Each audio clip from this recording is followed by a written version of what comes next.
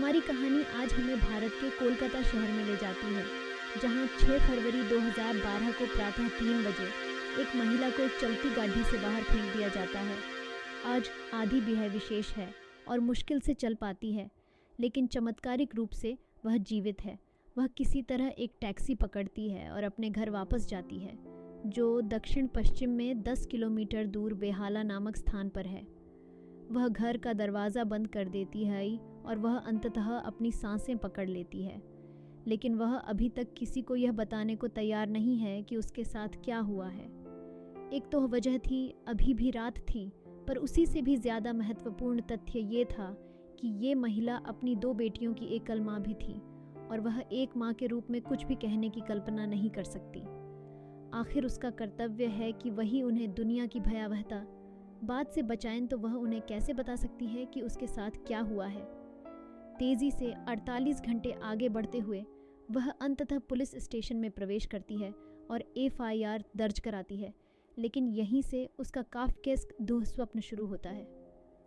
आइए पीछे मुड़ें और उस दुर्भाग्यपूर्ण दिन से पहले उसके जीवन में वापस जाएं।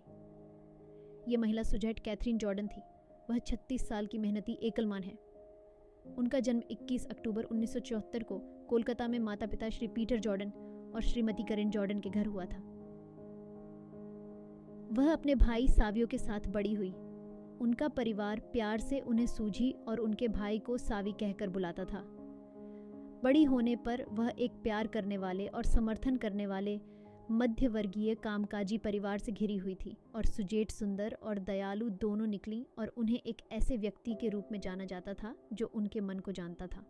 वह एक ऐसी इंसान थी जो जीवन को पूरी तरह जीना और देखना चाहती थी, और जीवन के परीक्षणों और कठिनाइयों के दौरान उसने शादी की और तलाक ले लिया और इस तरह अकेली हो गई। लेकिन जब उसने अपनी लड़कियों, अपनी पालतू बिल्लियों और कई पौधों का पालन पोषण किया, तो उसकी रीढ़ की हड्डी बनकर उनके सहायक परिवार ने उसका साथ दिया। रविवार फरवरी 5, 2012 की शाम को सुजेट एक निघट क्लब में गई थी। मैं कोलकाता का पार्क स्ट्रीट इलाका, और वहां उसकी मुलाकात 5 लोगों से हुई, जिनका नाम था कादर खान, मोहम्मद अली, नासिर खान, रुमान खान और सुमित बजाज। ये 20 से 30 साल की उम्र के पुरुषों ने उसे कोलकाता के बेहाला इलाके में उसके घर तक छोड़ने की पेशकश की। इनमें से एक आदमी ने झूठे वादे करके उसे बहला फुसलाकर अपनी कार में बिठा लिया।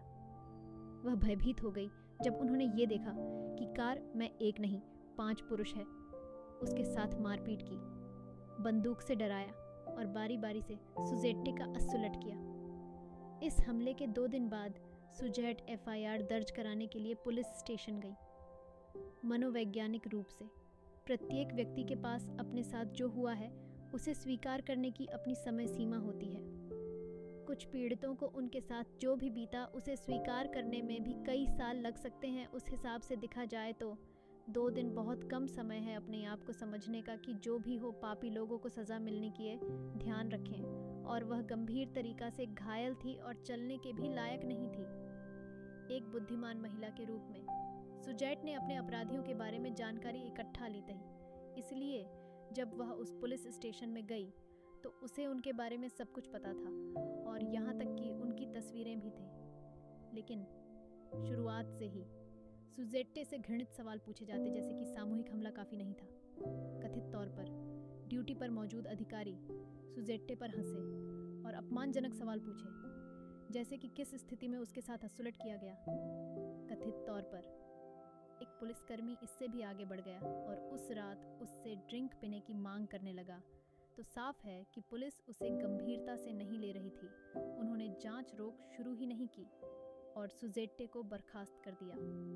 दरअसल जब सुजेट पुलिस स्टेशन में थी तो वहां कोई महिला पुलिसकर्मी नजर नहीं आई।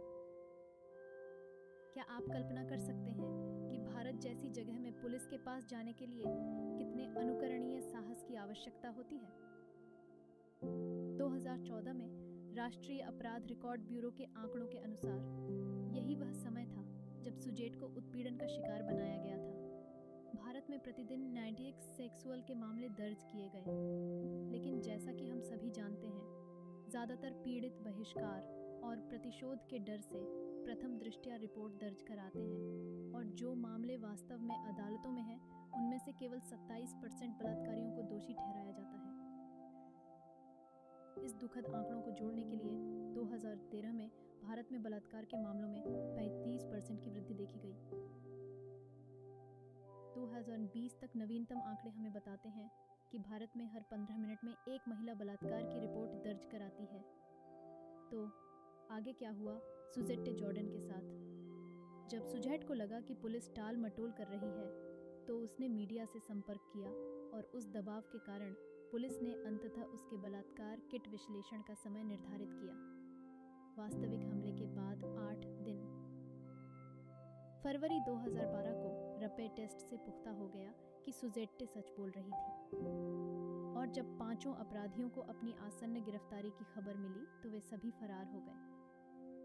नाइट क्लब के निगरानी फुटेज ने भी पुष्ट साक्ष्य प्रदान किए, लेकिन इससे पहले कि पुलिस केस पर अपना काम शुरू कर पाती, सुजेट को पूरी दुनिया से ढेर सारी टिप्पणियां मिल रही थीं। लोग गंदी बातें कह रहे थे। जिस राज्य में सुजैट रहती थी वहां के मुख्यमंत्री ममता बनर्जी ने अपमानजनक बातें मीडिया को बोली और कहा कि यह मामला है शाहजानो घोटाना थी, जिसका हिंदी में मतलब है कि मनगढ़ंत मामला था। फिर खेल मंत्री मदन मित्रा ये जानना चाहते थे कि एक अकेली मां नाइट क्लब में क्यों गई थी।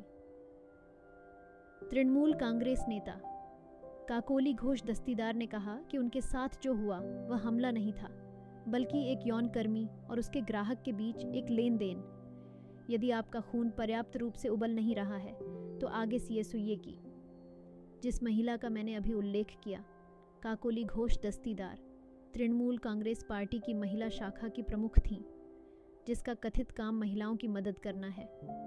लेकिन इतना ही नहीं, यह महिला एक डॉक्टर है जिसने किंग्स कॉलेज लंदन में विशेषज्ञता हासिल करने के लिए प्रसूति अल्ट्रासाउंड में स्नातकोत्तर प्रशिक्षण और इन राजनीतिक नेताओं से संकेत लेते हुए सुजेट के आसपास की दुनिया की उदासीनता कथित तौर पर और भी आगे बढ़ गई। सुजेट के दरवाजे पर गुस्सा से भरी भीड़ जमा हो गई। मकान मालिकों और नियोक्ताओं को उससे कोई लेना देना नहीं कहते थे और वह जहां भी जाती थी फुसफुसाहटें उसके साथ होती थीं और इसका मतलब था कि उसे एक स्थिर वेतन नहीं मिल सका। सुजेट कोई धनी महिला नहीं थी जिसका काम बिना नौकरी करके चल सकता था और लोगों के रवैये का मतलब था कि वह एक दरिद्र जीवन जीने के लिए मजबूर थी। इस सब के दौरान 5 लोग फरार हो गए और पुलिस उनका पता नहीं लगा सकी।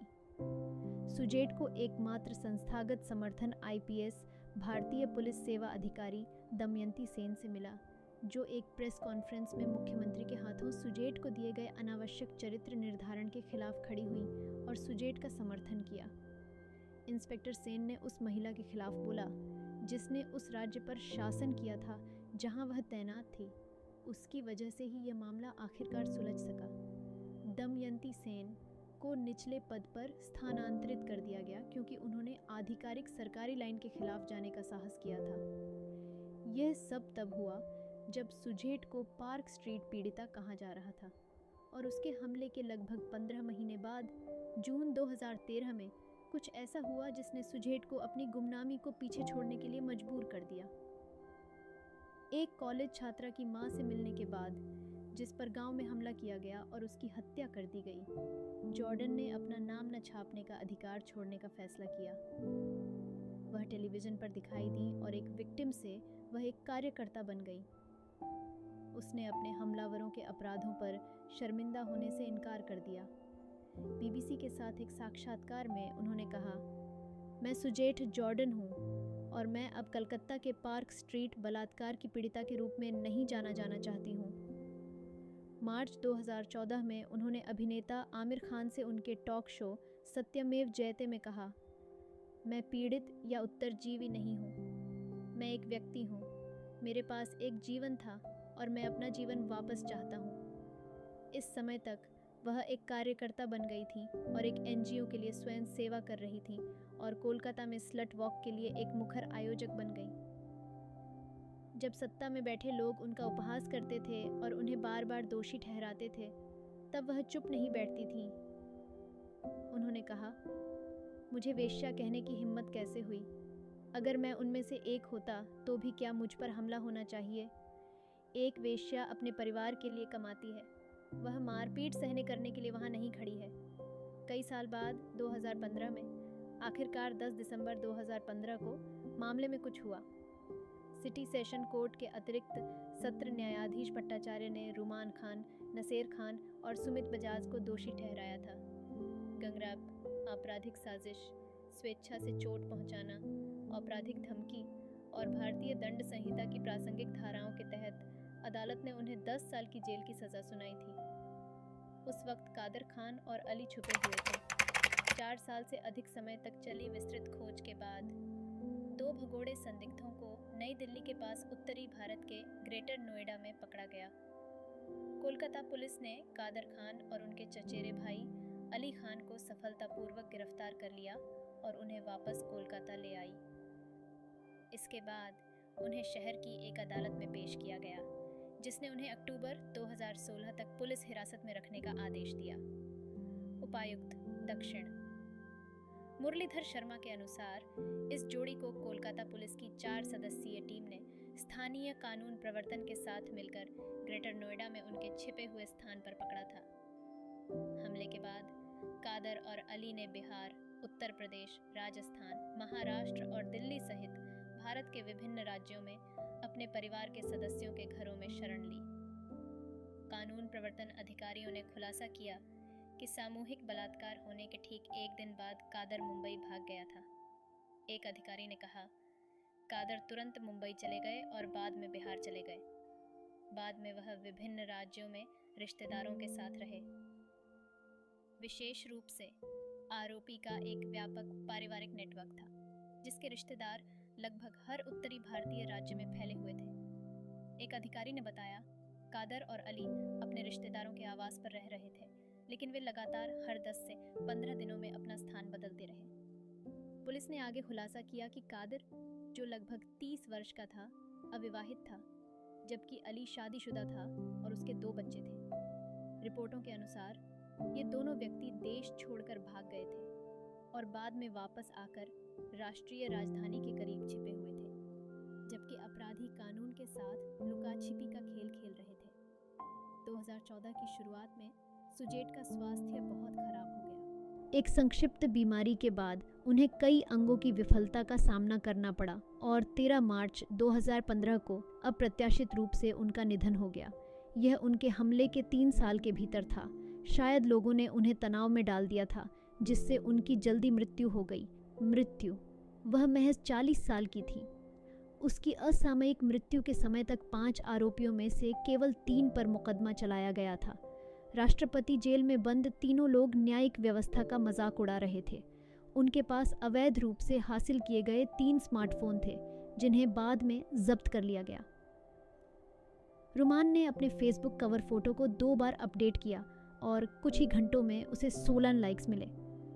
इसी तरह सुमित की सबसे हालिया पोस्ट 26 जनवरी की है, जब उसने जेल की सलाखों के बगल में ली गई सेल्फी साझा की, जिससे उसे अपने फेसबुक दोस्तों से सबसे ज़्यादा लाइक मिले। नासिर अक्सर अपने शुरुआती दिनों की पार्टी की तस्वीरें साझा करते हैं।